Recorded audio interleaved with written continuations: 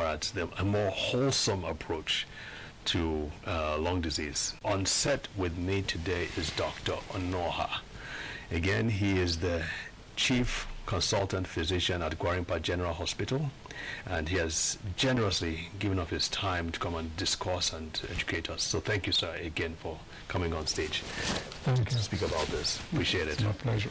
So last time we really had a good time talking about all these different conditions and all that.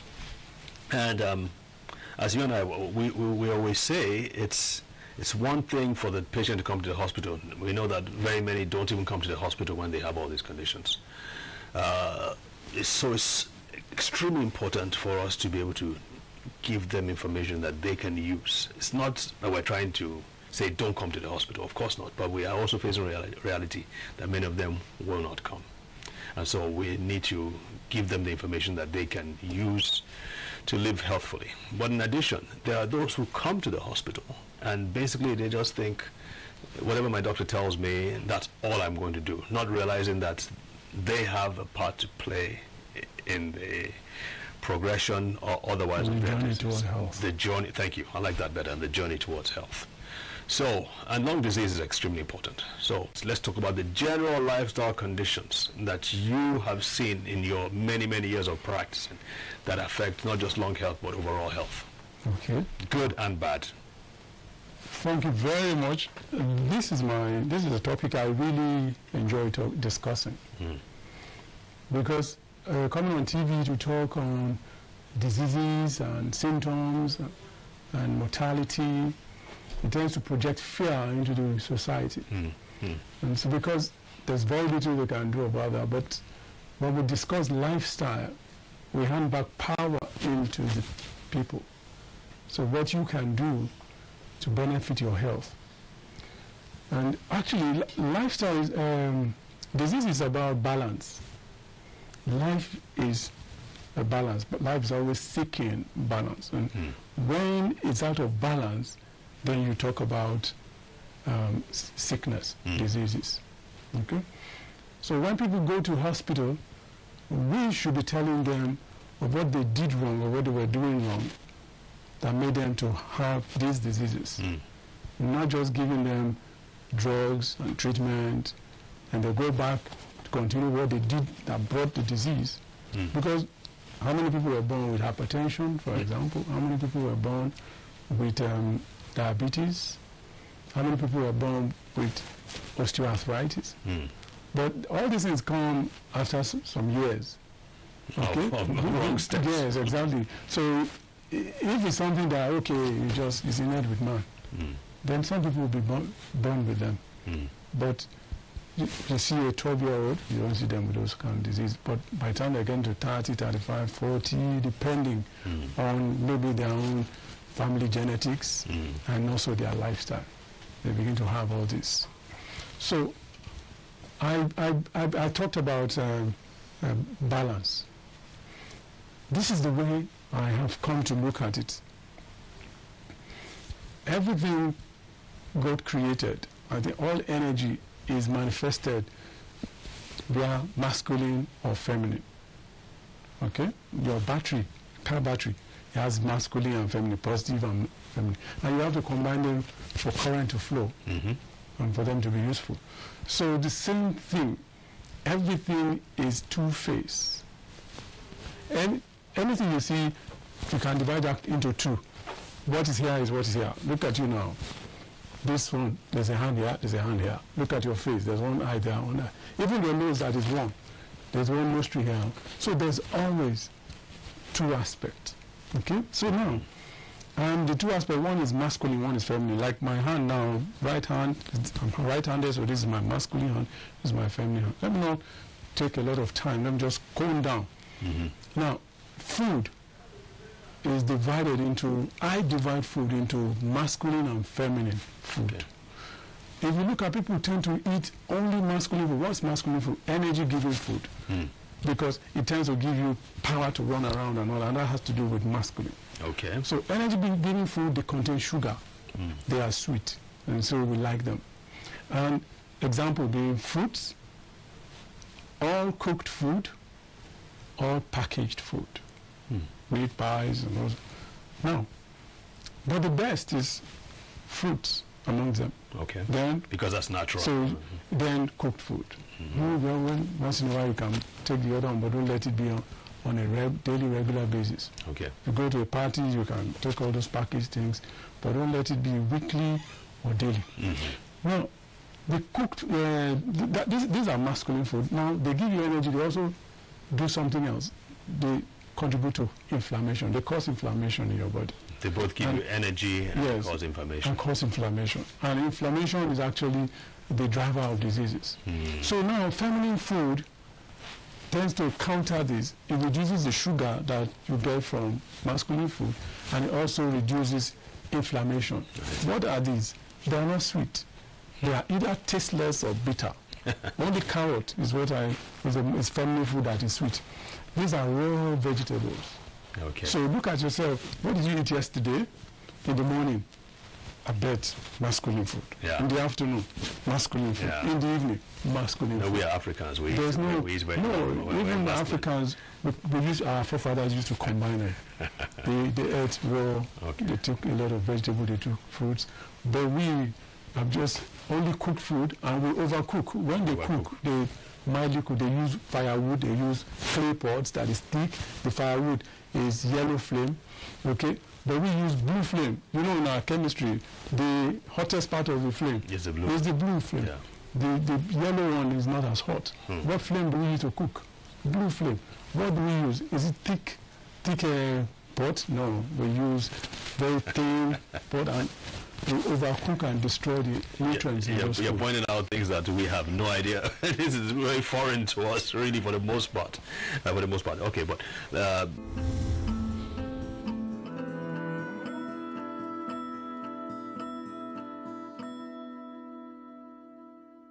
okay, welcome back. And we've been talking about female foods and male foods. Yeah. Okay. And by that you meant energy-rich foods or energy-dense foods, and then nutrient-dense foods. And the male one is energy-dense, and then the female one is the nutrient-dense foods. Okay. And also we talked about the preparation of the foods, that we generally tend to overcook our foods. I mean, we don't even take, I don't know, I mean, many people who take raw vegetables on a regular basis. Almost nobody does. But even when we take vegetables, we really cook them, and we cook them over again and again and again, which means that the nutrients that we need to have are being extracted and removed from the foods, making us unable to do what? Fight infection? What else? Detoxify. Heal the body and all those things. So that's what makes us more prone to these conditions that we've talked about. Okay, how does that relate to something like asthma, for instance? Thank you very much.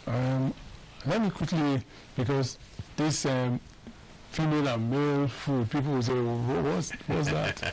But it's something I just coined out. Okay. I looked at the nature of food and what they do to the body, and how to make my patient to be able to understand, because diabetic patients and many patients that need to eat correctly, they are so bombarded with all manners of eat this, don't eat this. So they get to a point of confusion. Yeah. So I need to classify them into two very easy to remember classes. Masculine, I looked at the ones like energy-giving food. And energy-giving foods are pro-inflammatory. They lead to more inflammatory responses. And then the nutrients-giving food. So when I look at the nutrient-giving food are mainly raw vegetables. So basically, all you've said, sir, is that the foods that we enjoy eating, I mean, most of them are because we tend to be more sensual. Yeah. Tasty is sweet. I'll eat it. It's not sweet, no, but life is not all sweet. True. But also we need to balance things. So it's just like me. What happens to wine? And so they didn't have answer for that part of it. And when they discovered pharmaceuticals, like penicillin, oh, wonderful. So these people were now surviving. But the error was to now abandon this other lifestyle stuff and focus on the magic of pharmaceuticals. Now we're getting to the end of pharmaceuticals.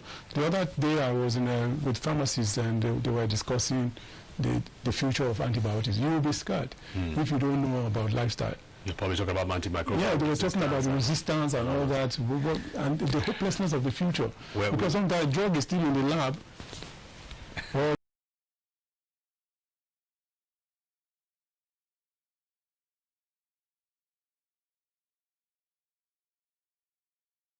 you just bring a new drug into the society, before 1 month they are getting resistance, and they spend so much money to develop those antibiotics. So basically what Dr. Noah is saying is that there is no choice here. We must consider the lifestyle factors, and again, it's your responsibility to do that. Too bad we've come to the end of our. Too bad. Come to the time we have left is all gone. Doc, thank you so much again for making it here. I hope you make time to come again, over and over and over again, because this is a lot. There's a lot that we need to pass on to our people out there. So we appreciate you again, sir. Thank you very much. Thank you. So folks, don't forget to join us next week. Remember sending your questions, and we will see you next week. God bless.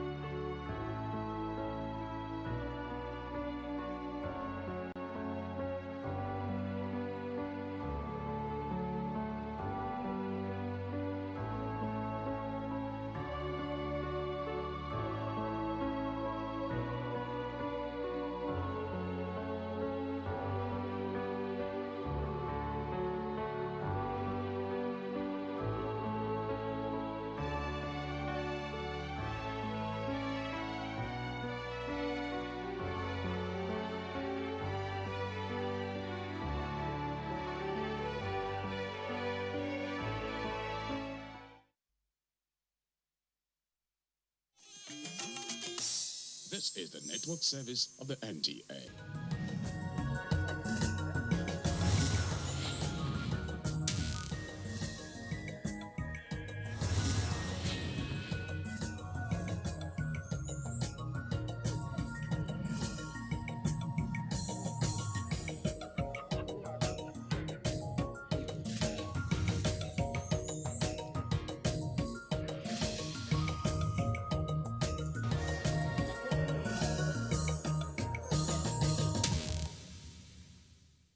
My pleasure to have you join us on the program from the National Assembly. In this edition, we are bringing you the first segment of the public hearing by the House Ad Hoc Committee investigating the low performance of the Nigerian Eastern Ports. The constitution of the House Ad Hoc Committee followed the adoption of the House of Representatives votes and proceedings of Thursday, the 18th of July 2019. And the House also has the mandate to ascertain the underutilization of these eastern ports, which include the Onne port, the Calabar port, Port Harcourt port, and also the Onitsha port, and also find a way of decongesting the Apapa Tinkan ports of Lagos State and make adequate recommendations to the House for further legislative action. Welcome to the program. I am Kenneth Nan.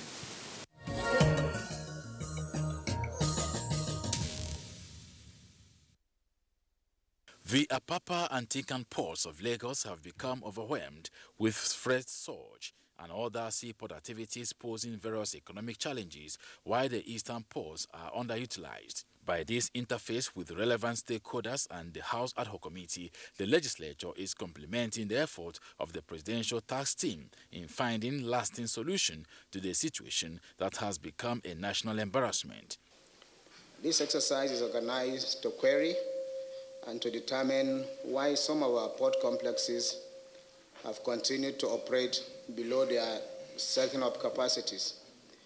It also seeks to question why, in spite of many efforts of government over the years, which have come by way of building more port complexes, concessioning, and the complete involvement of the private sector in some aspects of operation in our nation's maritime subsector, the congestion in the Lagos port complexes in Apapa and Tinkan Island still persists. What this means is that about 5 inland port complexes in Wari, Delta State, in Calabar, Cross River State, in Onitsha, Anambra State, and in Port Harcourt, River State, as well as in One, have all failed to provide alternative or even consummate services to aid the decongestion of the 2 Lagos port complexes. Faced with the grim reality of the above and worried by the increasing loss of man-hours and the untold hardship with its resultant loss of revenue that business owners, commuters, shipping and haulage companies suffer in some parts of Lagos as a result of the hydra-headed monster called traffic gridlock arising from congestion in the 2 port complexes, the House of Representatives, via the votes and proceedings of Thursday, July 18, 2019, resolved to set up this ad hoc committee. As expected, once formed, this committee hit the ground running by undertaking all the needful and inviting you all, who we understand are the critical stakeholders in our nation's maritime industry. It is, I believe, an utmost conviction that we must deliver on the mandate given to the committee by the House. You all must be involved to help and proffer solutions to what has not only become a dangerous reality of everyday life in the commercial capital city of Lagos, but has also become a national embarrassment for international visitors and users of the Lagos port complexes. Dangerous and embarrassing. Yes, or how else does one describe a situation that has defied the efforts of a state like Lagos and has the capacity to lock down the commercial city completely while encouraging the activities of criminal elements and touts and compelling ultimately the attention of the nation's president, who had responded by setting up a presidential tax team.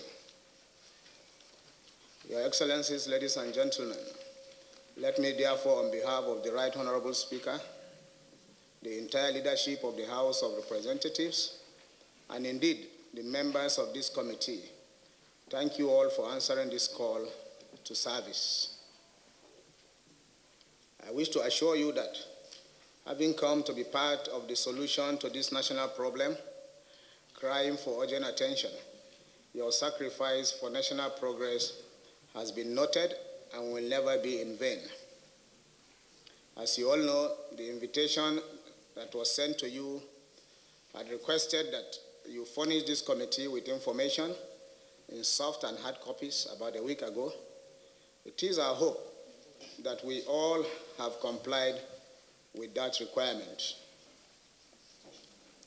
Going forward, we had also requested that all invited organizations, institutions, and groups be represented by their heads. The reason for the above is not far-fetched. While we may not, by that request, wish to question the competency or capacity of any of your staff to represent your organization, it goes without saying that there is a limit to what such a member of staff can say or do in this kind of situation, as against what the Chief Executive Officer can say or do. In insisting on this, we have, as it were, sought to ensure that all presentations here have emanated from the highest level of corporate responsibility and authority of each of your organizations. I therefore call on you to interact freely with us, knowing fully well that the essence of this public hearing is never to apportion blame or indict anyone, but to identify ways and means to redress a systemic wrong that is costing the nation time and other enormous resources. Following from that, as you may well know, parliaments everywhere in the world enjoy certain privileges, rights, and protection. Whatever we say, and to an extent, what we do here, for instance, can hardly be used against us anywhere. Consequent upon this, I invite you to be open and frank in all your presentations. Give us the benefit of what you know and think can be deployed into solving the challenge at hand. Already on our own, as Nigerians and lawmakers, we have heard and read what every concerned Nigerian knows about the situation in our port complexes, all of those being in the public domain. But we will be relying on you, our noble stakeholders, in the maritime game to point for us the way forward in all of this. Once again, Your Excellencies, honorable colleagues, Chief Executive Officers of various organizations, institutions, and groups in the maritime industry across the country, members of the press, distinguished ladies and gentlemen, on behalf of myself and members of this committee, I usher us into the business of the day to find solutions that are aimed at making the inland port complexes work at their full capacities and help to decongest the Lagos port complexes in order to give a new lease of life to all those who have constant reasons to visit Apapa and the areas around Tinkan Island in Lagos. I have the responsibility to simply present Mr. Speaker's speech on this occasion and to declare open this activity. But however, I want to quickly share my personal experience as a young man growing up in Warri, Delta State. I recall that as a young secondary school leaver, a few persons got jobs, and some of us were not fortunate to get jobs immediately, and we had the option of quickly pursuing further education. But between admission and the period of graduation from secondary school, I remember how we go to NPA Warri, to do day job.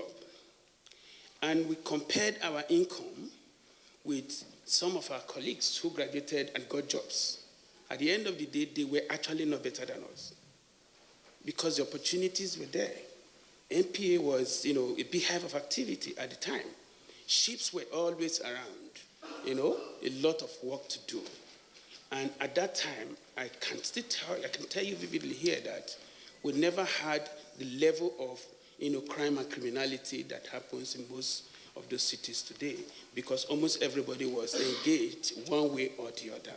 But those opportunities are no longer there today. On that note, permit me to present the speech of Mr. Speaker as follows. It is my pleasure to welcome all of you to the inauguration of this committee and the commencement of a public hearing to determine why the seaports of Warri, Port Harcourt, Calabar, Onne, and Onitsha Land Port are failing to meet the expectations we all hold of them. This ad hoc committee has been constituted with a very specific mandate to investigate the reasons why these ports are not being used to maximum effect, especially at this time when Apapa and Tinkan ports are so overwhelmed and are verily at their breaking points.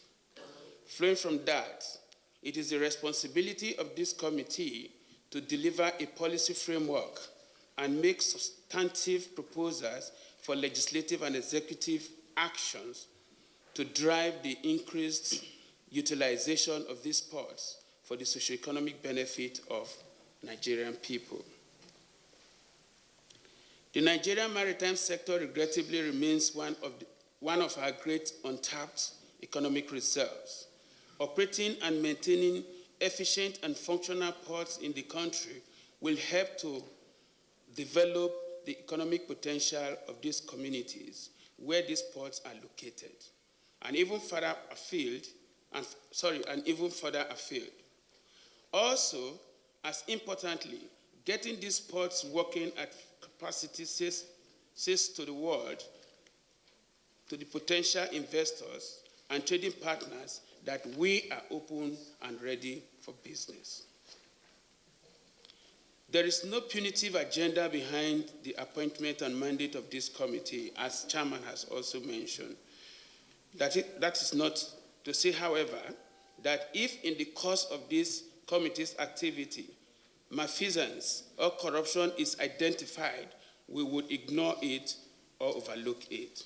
To do that will, of course, be an inconceivable betrayal of the trust of the Nigerian people. Nonetheless, our priority is to get these ports working at their absolute best, creating jobs, facilitating trade, attracting investment, and contributing to the steady growth of our country's gross domestic product. I invite all the Nigerian people and stakeholders in the industry to assist the committee in the execution of this urgent national assignment. It is from the collation and analysis of your various expert ideas and contributions, perspectives, and expertise that the committee will be able to make the right recommendations and guide this House of Representatives in our efforts to support the full utilization of these very important national assets and the actualization of the very high ambitions we hold for our national economy.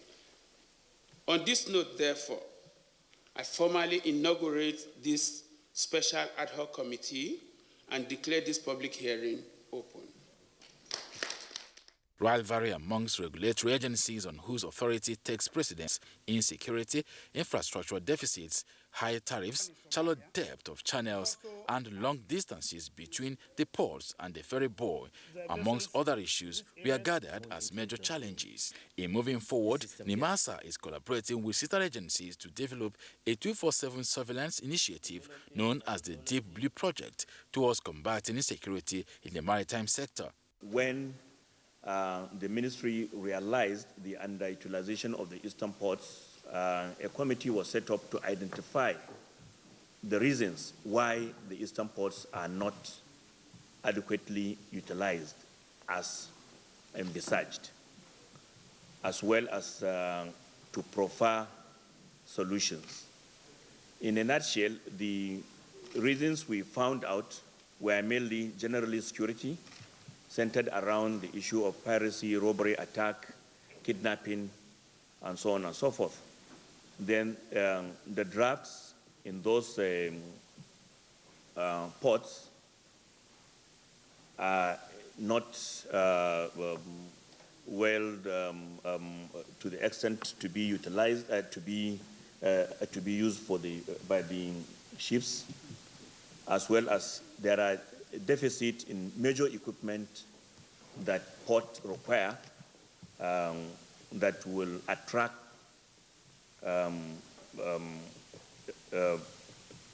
investors or people calling into to the ports to utilize those ports. And unfortunately also multiple charges by various agencies. Unfortunately, most of the agencies are not here. And then lack of synergy and cooperation among even the government agencies, which unfortunately lead to scaring